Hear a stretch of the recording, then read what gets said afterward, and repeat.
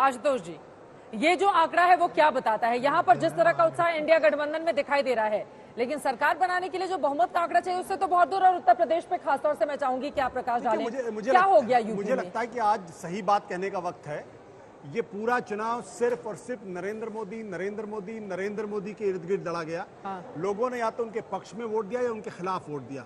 अगर नरेंद्र मोदी के करिश्मे के बावजूद भी भारतीय जनता पार्टी 272 का आंकड़ा से 30 सीटें कम दिखाई पड़ रही है, तो ये उनकी व्यक्तिगत हार है। उनकी जो ब्रांड वैल्यू है उसमें जबरदस्त तरीके से डायल्यूशन है और भारतीय जनता पार्टी को इस बारे में बैठ के चिंतन करना चाहिए कि आखिर ऐसा क्या हो गया कि जिन नरेंद्र मोदी के लिए अमित शाह ने दावा किया था कि बनारस में 10 लाख वोट से जीतेंगे, वो 1.5 लाख वोट से जीत रहे हैं। और शिवराज सिंह चौहान, जिनको मध्य प्रदेश से मुख्यमंत्री नहीं बनाएगा बड़ी जीत से, वो 8 लाख से ज्यादा वोटों से जीत रहे हैं। ये जो द्वैत पैदा हो रहा है, ये कहीं ना कहीं भारतीय जनता पार्टी में आने वाले दिनों में एक नई राजनीति को जन्म देगा। और मुझे लगता है कि इसके अलावा जो सारी के सारी जो डिस्कोर्स है वो एक तरीके से बेमानी डिस्कोर्स है, क्योंकि महत्वपूर्ण सवाल इसी बात को लेकर है। अगर नरेंद्र मोदी ने अपने मैनिफेस्टो में कहा मोदी की गारंटी, हर पेज पे मोदी की गारंटी थी, तो फिर इस हार की गारंटी भी उनको लेनी पड़ा। मैं हार मानता हूं इसको।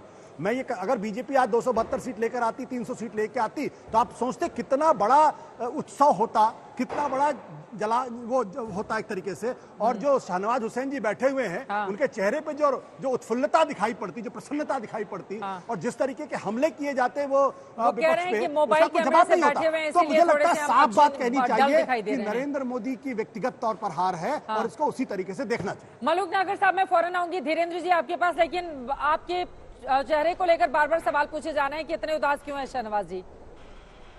अब एनडीए का आंकड़ा दिखा रहे हैं 295 और छोटी सी बधाई भी नहीं दे रहे हैं हमें।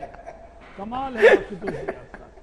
मतलब आप मेरा कैमरा, चित्रा जी ने ओपनिंग रिमार्क में कह दिया, इतनी फराख दिली तो रखिए। भारतीय लोकतंत्र में आप तो पुराने पत्रकार हैं, नेता भी रहे हैं। कोई प्रधानमंत्री नेहरू जी के बाद तीसरी बार लगातार जीत के आ जाए, देश का प्रधानमंत्री बने, 5 साल के लिए बन जाए, फिर भी आप कह रहे हैं कि नहीं साहब मोदी की गारंटी थी। और ये जीत की गारंटी किसकी है? हम क्या 231 दिख रहे हैं क्या? कहीं आशुतोष जी आपने आंकड़ा गलत तो नहीं पढ़ लिया?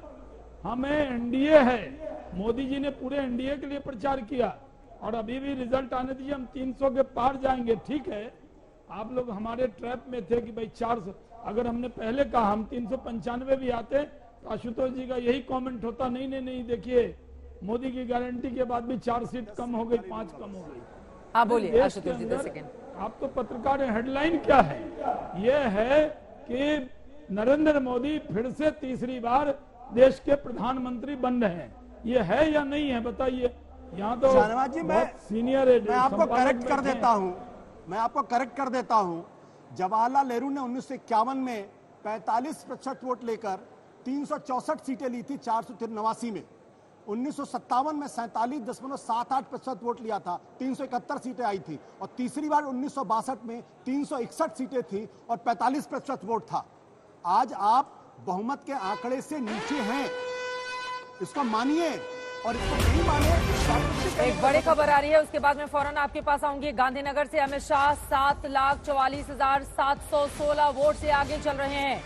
गांधीनगर अमित शाह, अब तक आपको बताते चले कि उनको 10,10,972 वोट मिल चुके हैं।